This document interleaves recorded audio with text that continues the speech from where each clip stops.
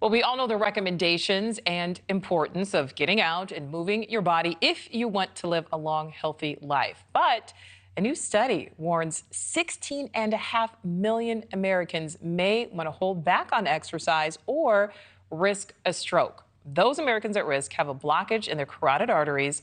Many don't even know they have it until after they suffer a stroke.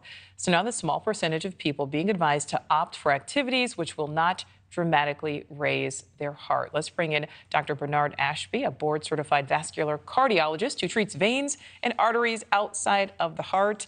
Joins us live. Dr. Ashby, thank you so much for your time. First, is this something that the average weekend warrior needs to be concerned about?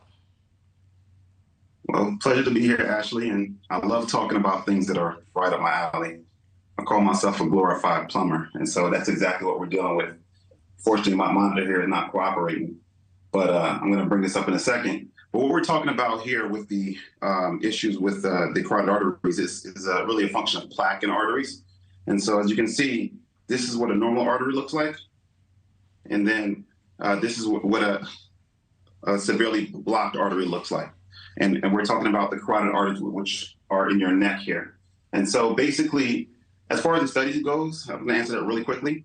The issue with it is that it's a physics study published in the Journal of Physics of Fluids, which really is just more of a conceptual study, not necessarily a study that you can apply, currently. You need to kind of corroborate that with several other things like randomized placebo-controlled trials or also population-based studies and observation studies as well. So you really can't make too many conclusions. So just to quickly answer your question, I wouldn't make any recommendations based on this study alone. All right, so no recommendations based on this study, Dr. Ashby.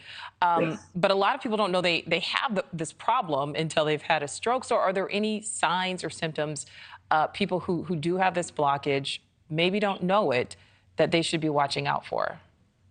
It's a great question. And the important thing is to know your risk factors, first of all. So things that cause plaque in the arteries are things like smoking, which is probably the strongest modifiable risk factor. The age, the older you are, the more likely you are to form plaque. Diabetes, high blood pressure, high cholesterol are just some examples. And so what I do in my clinic, we love technology here. So all of my patients, we look for plaque in the arteries as soon as they walk through the door. So if you're a man above 40, woman above 50 without risk factors, I'm checking you. If you have risk factors, I'm going to do a little bit earlier. I use my little trusty probe.